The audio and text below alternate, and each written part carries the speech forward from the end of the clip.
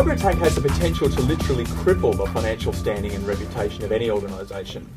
We've all heard the stories overseas and here in Australia.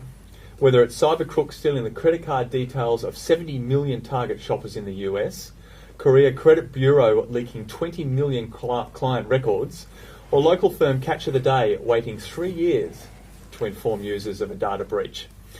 Unfortunately, most organisations don't take action until it's too late, because they simply don't know that they've been attacked.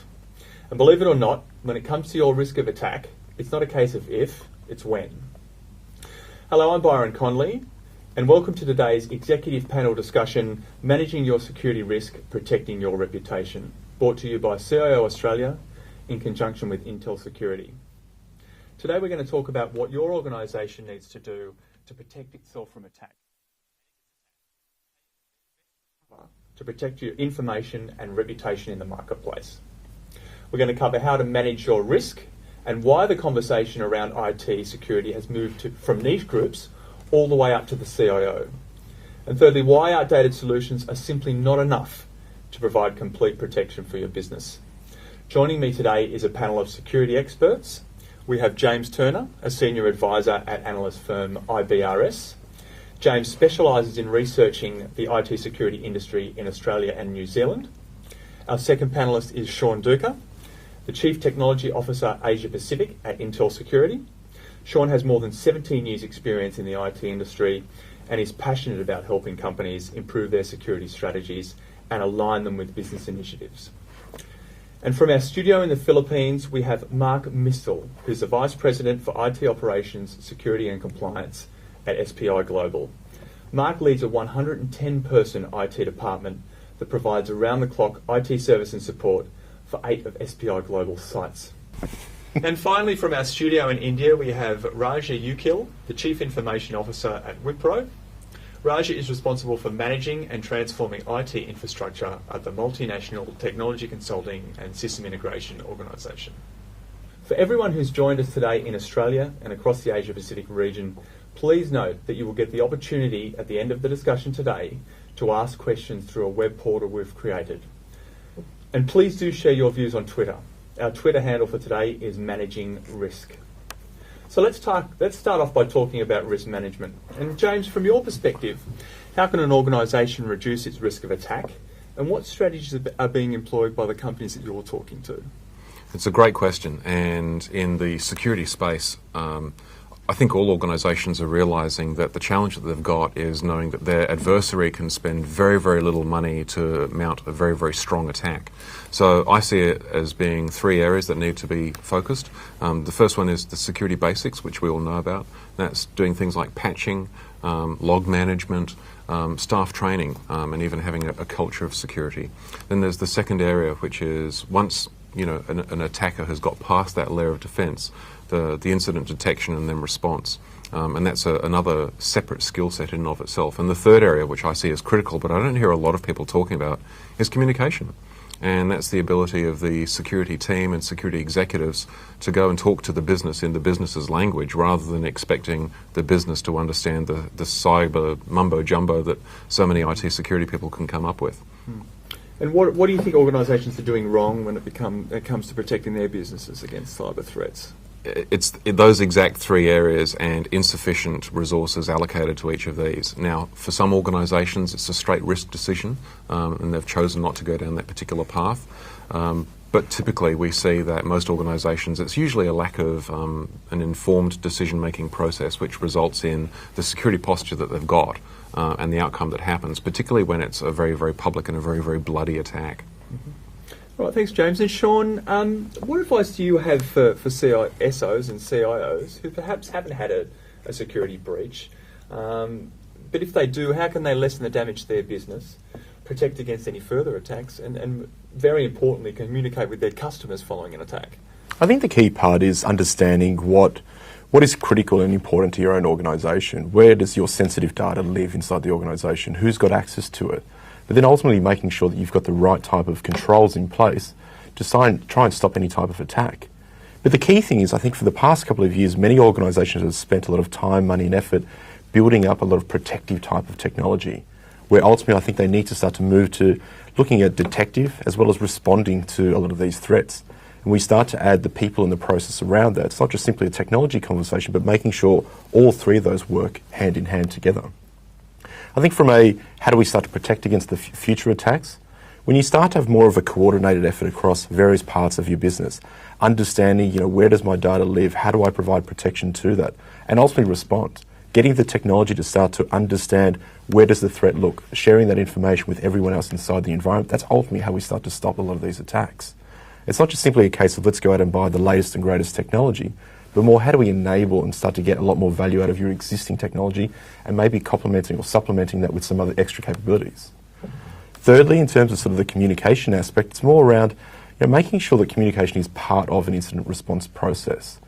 Public relations should be part of that incident response process. Senior executives should actually be briefed on what is it that we can take to the market and message out to our customer base. Because ultimately, I think what we've seen over the years is the organisations that have responded and have got on that front foot to their customers straight away are ultimately the ones that are seen as the ones that they're trying to deal with this challenge straight away, as opposed to 3 years after the fact notifying a customer. All right, thanks, Sean. Certainly some food for thought there. Okay, Mark, I'll throw to you now. How does SPI Global manage security risk? What's your level of risk tolerance, and how do you work to reduce or remove risk? Yes, managing security for SPI Global is a very difficult task given the fact that we're spread over 5 continents, 20 locations, 20 data centers. And obviously, various gateways, international and domestic here in the Philippines, it's a big task to be able to secure those. So one thing to be able to manage security is to know our environment, and that involves networks, our systems, and our telephony. One thing that we just rolled out is our automated risk register, and this is an opportunity for all department heads within SPI Global to list their risk within their respective departments, and we have an IT audit and compliance team that assesses those risks and then gives recommendations both to myself and our board members as well as our CIO. And from there, we were able to secure the necessary budgets and secure and mitigate some of those risks. Obviously, risk, we can't address all of it, but we've definitely addressed those high risk. And one way to reduce that risk is to be able to segregate the network and be able to replace some of our old aging equipment. Obviously, with the equipment that is outdated and a lack of support, both from a security and software perspective, that introduces potential risk. And Raja, how do you manage security risks? What lessons has Wipro learnt over the past few years in relation to security risks and policies? I think if I look back 3 to 5 years, life was much more simple those days, in the sense that we had a bunch of applications which were within our data centers. We had a perimeter to protect, and we didn't have different kinds of endpoints, if you will, and the organization was smaller, right? So it was fairly easy to implement a security strategy and then more or less get a handle of all the security threats and risks which originated out of them.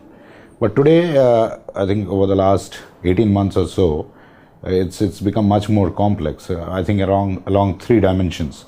One is the technology itself. So today we no longer have applications which are sitting on our data center. We have a bunch of applications on public cloud. We have SaaS-based applications. So the perimeter is not really our perimeter anymore, right? It's a hybrid now. We have to worry about the perimeter which is on the public cloud. Our emails are on the public cloud on the Microsoft O365 platform. So along this dimension, definitely it's more complex to manage various applications, infrastructure which is sitting outside our perimeter. The second thing what has happened is if you look at the employee profile, we have grown to around 160,000 plus employees. And a majority of them are, let's say below the age of 28, right?